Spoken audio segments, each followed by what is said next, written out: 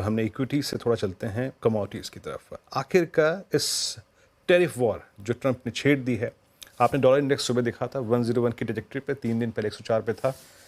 Exactly gold पे, crude पे outlook निकल के क्या आ रहा है, मेटल्स पे, इंडस्ट्रियल मेटल्स पे? मनीषा जी से बात करते हैं। मनीषा जी, स्पेशली अभी क्रूड को लेकर आउटलुक क्या मिल रहा है? आई मीन ऑलमोस्ट 6750 ट्रैजेक्टरी में आ चुके हैं हम। क्या आउटलुक बन रहा है क्रूड पे? पहले लेट्स स्टार्ट विद क्रूड। क्या शॉर्ट टर्म टारगेट्स दिखाई दे रहे हैं इस वक्त? Sure. Veeru, all I can say is कि thank God it's Friday, because जिस तरह की गिरावट हमने कच्चे तेल में आते हुए देखी है, काफ़ी फ्री फॉल है। कल 6% की गिरावट थी और अगर आप अपनी स्क्रीन्स पे अब देखें तो 3% कच्चे तेल में गिरावट और दर्ज हो चुकी है।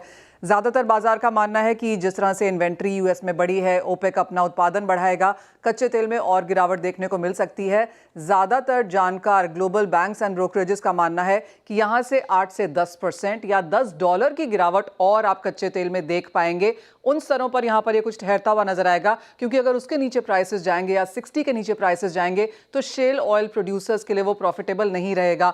तो ज़्यादातर लोगों का मानना है कि क्रूड ऑयल प्राइसेस यहाँ से भी और नीचे गिर सकते हैं। 8 to 10% एक व्यू यहाँ पर निकल के आ रहा है। ओके, ये तो क्रूड का व्यू था। बट मनीषा जी, ये बताइए थोड़ा सा गोल्ड पे आउटलुक दीजिए। आई मीन गोल्ड सुबह भी आज हल्का सा करीब 500 रुपये तेज था।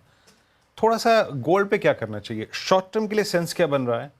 लॉन्गर टर्म में तो खैर कह सकते हैं कि गोल्ड अपनी स्ट्रॉन्ग ट्रेजेक्टरी को मेंटेन करके रखता है, बट शॉर्ट टर्म के लिए गोल्ड में अब क्या सेंस बन रहा है? क्या प्राइस रेंज बन रही है आपको दिखाई दे रही है? जी वीरू, पिछले कुछ महीनों की अगर बात की जाए तो गोल्ड में वॉल्टिलिटी काफ़ी बड़ी है और ऑफ कोर्स हमने ऑल टाइम हाइज लगातार बनते हुए देखे हैं। लेकिन कल जब टैरिफ यहाँ से निकल के आया तो हमने 3160 का ऑल टाइम हाई बनाया और शाम तक सोना 3060 तक गिर चुका था, यानी कि $100 की गिरावट कल यहाँ पर सोने में देखने को मिली। वेल एब्सोल्युटली, बाकी सब जगह बिकवाली हो रही थी तो लोगों को कहीं तो प्रॉफिट निकाल के इसकी भी भरपाई करनी थी, सोना इसलिए गिरा। और क्योंकि हम ओवर बॉट, ओवर हीटेड हैं सोने में, तो एक नियर टर्म करेक्शन यहाँ पर और बनती हुई नजर आ सकती है। शायद प्राइसेस यहां से 2800, 2600, $2500 पर आउंस तक भी जा सकते हैं। लेकिन ज्यादातर जानकारों का यही मानना है कि अगले 2-3 सालों का अगर आप यहां से क्यू लें तो सोना बैक अबव 32, 3500 जा सकता है। और अगले 5 सालों के तो टारगेट्स में अभी देना भी नहीं चाहती, लेकिन लोग यहां पर 4000, 4500 की बातें भी कर रहे हैं। तो क्लियरली सोना लॉन्ग टर्म ट्रैजेक्टरी में काफी पॉजिटिव है। नियर टर्म में कुछ करेक्शन देखने को मिल सकती है, जो कि खरीदारी के लिए अच्छे मौके हैं। लॉन्ग टर्म के लिहाज से सोना अच्छा है, नियर टर्म में थोड़ा प्रेशर देखने को मिल सकता है। लेकिन मनीषा जी, हमने क्रूड की बात की, गोल्ड की बात की, मेटल पैक देखिए आप, जिस तरीके से गिरावट आज के सेशन में देखने को मिल रही है। इनफैक्ट ग्लोबल मंदी की आशंकाएं, जिस तरीके से चाइना में री रेटिंग की संभावनाएं, डाउनग्रेड कर दिया गया। अब क्या लग रहा है, मेटल का आउटलुक कैसा लग रहा है आपको? वेल, सबसे ज़्यादा जो हीरा हुआ काउंटर यहाँ पर फिलहाल है वो क्लियरली मेटल्स है। अंडरलाइंग कमोडिटी और मेटल स्टॉक्स, जैसे कि आप बार बार दिखा ही रहे हैं, बहुत ज़ोरदार गिरावट यहाँ पर देखने को मिली है। बहुत क्विकली मैं आपको बताना चाहूँगी कि एल्यूमिनियम और जिंक अब यहाँ पर मल्टी मंथ लोज पे हैं। एल्यूमिनियम में हमने 7 महीने के लोज पर कारोबार होता हुआ देखा है, जिंक अब 9 महीने के लोज पर है। ये दोनों ही मेटल बिटवीन 5 to 6% इस हफ्ते में गिर चुके हैं और ये दोनों मेटल्स अब इस साल के लिए भी नेगेटिव हो चुके हैं।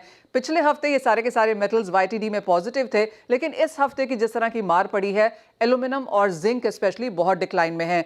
कॉपर की अगर बात की जाए तो यहाँ पर भी 1.5 महीने के लोज पर कारोबार है। आयरन और 5 महीने के लोज पर कारोबार कर रहा है। तो एक बहुत बड़ा सेल ऑफ हमने आता हुआ देखा है। अगर इस हफ्ते की बात की जाए तो एनीवेयर बिटवीन 4 to 8% की गिरावट यहाँ पर मेटल्स में भी है। बाजार इंतजार करेगा कि किस तरह की कॉन्वर्सेशंस यहाँ पर टैरिफ्स को लेकर होती हैं, क्योंकि यूएस एंड चाइना दोनों मेजर कंज्यूमर एंड प्रोड्यूसर हैं मेटल्स के, और चाइना पे जिस तरह के बहुत बड़े टैरिफ्स यहाँ पर लगे हैं उसका सीधा इंपैक्ट हमने मेटल्स पे आता हुआ देखा है। नियर टर्म में बाजार मानता है कुछ और पेन या प्रेशर देखने को मिल पाएगा। एज एंड व्हेन थोड़ी सी स्टेबिलिटी हम आता हुआ देखेंगे। मेटल एज अ पैक, क्योंकि ये टैंजिबल कमोडिटी है, एनर्जी से लेकर automobile, aircrafts, construction, cables and wire, सब में ये यूज होता है। तो आगे जाके कुछ सपोर्ट जरूर निकल के आएगा, लेकिन as of now because aluminium zinc दोनों बहुत ज्यादा पिटे हैं, नियर टर्म मोमेंटम यहाँ पर ऑन द वीकर साइड है। बिल्कुल, शुक्रिया मनीषा जी तमाम जानकारी के लिए। नियर टर्म मोमेंटम थोड़ा प्रेशर देखने को मिल रहा है।